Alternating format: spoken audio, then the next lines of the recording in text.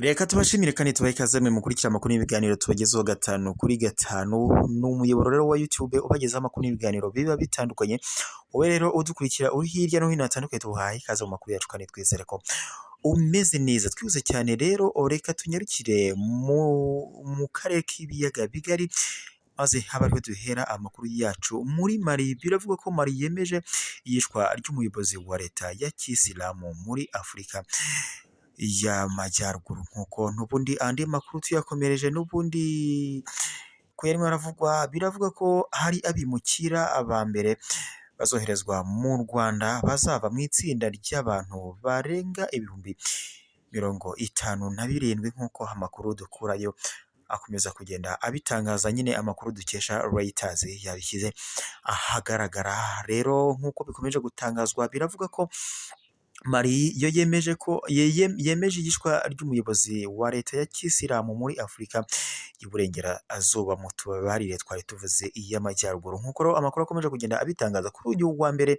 ushize kuri televiziyo, abategetsi bavuze ko ingabo za Mali zishe Abu Huzeifa, umuyobozi w'ishami rya leta ya Kisilamu muri Afurika y'Uburengerazuba, mu gikorwa kinini cyabereye mu karere ko mu majyaruguru ka Menaka. Nk'uko amakuru yakomeje kugenda bitangaza, bavuze ko urupfu rwa Huzeifa ku cyumweru rwemejwe nyuma y'igikorwa cya gisirikare cyabereye mu murenge wa Inderimane, ariko ntibatanga ibisobanuro birambuye. Nk'uko iyi nkuru dukesha Reuters yakomeje kugenda ibitangaza.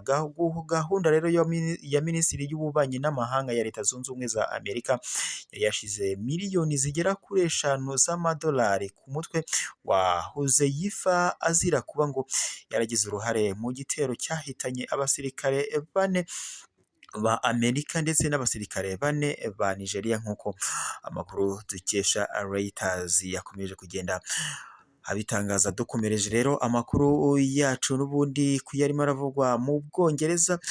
Mu Bwongereza rero byifashe bite? Mu Bwongereza biravugwa ko nyine amakuru ari guturuka mu Bwongereza, biravuga ko abimukira aba mbere ngo bazoherezwa mu Rwanda bazava mu itsinda ry'abantu bagera ku bihumbi 57, nk'uko amakuru 5,700, nk'uko amakuru yakomeje kugenda abitangaza. Rero abasaba ubuhungiro ba mbere biravuga ko bazoherezwa mu Rwanda bava mu Bwongereza bazaturuka mu itsinda ry'abantu bagera ku 5,700.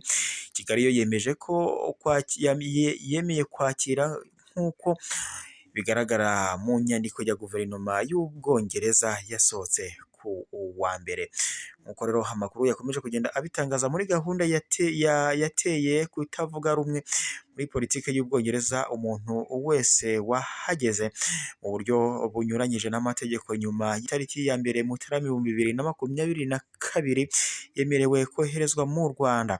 Abantu barenga 50,000 bamaze kuhagera kuva kuri iyi tariki, nk'uko imibare yashyizwe ahagaragara ibigaragaza. Mu cyumweru gishize rero Ubwongereza bwatoye itegeko rigamije gutesha agaciro icyemezo cy'urukiko rw'ikirenga rw'Ubwongereza rwemeje ko iyi gahunda itemewe, rutangaza ko u Rwanda rugomba kwemezwa ko ngo rutekanye n'abacamanza ndetse n'abayobozi. Minisitiri w'Intebe w'Ubwongereza Rishi Sunak yavuze ko ategereje indege ya mbere izahaguruka mu byumweru 10 kugeza mu byumweru 12 biri imbere. Nk'uko rero mu nyandiko isuzuma ingaruka z'ubufatanye mu by'abinjira ndetse n'abasohoka n'iterambere ry'ubukungu mu Rwanda bwemeranyijwe hagati y'Ubwongereza n'u Rwanda. Minisiteri ishinzwe ibibazo by'imbere mu gihugu yavuze ko guverinoma yagumanye itsinda ry'abantu babwiwe ko ubusabe bwabo bw'ubuhungiro butemewe kandi bushobora ngo gukurwa mu bazoherezwa mu Rwanda igihe itegeko rishyashya rizatangira gukurikizwa. Ni amakuru rero mugezwaho n'umuyoboro wacu wa YouTube ubagezaho amakuru n'ibiganiro biba bitandukanye. Wowe rero udukurikira uri hirya no hino hatandukanye, turagushimiye komeza kugira impagarike n'ubugingo. Amakuru yacu yo nakagaruka.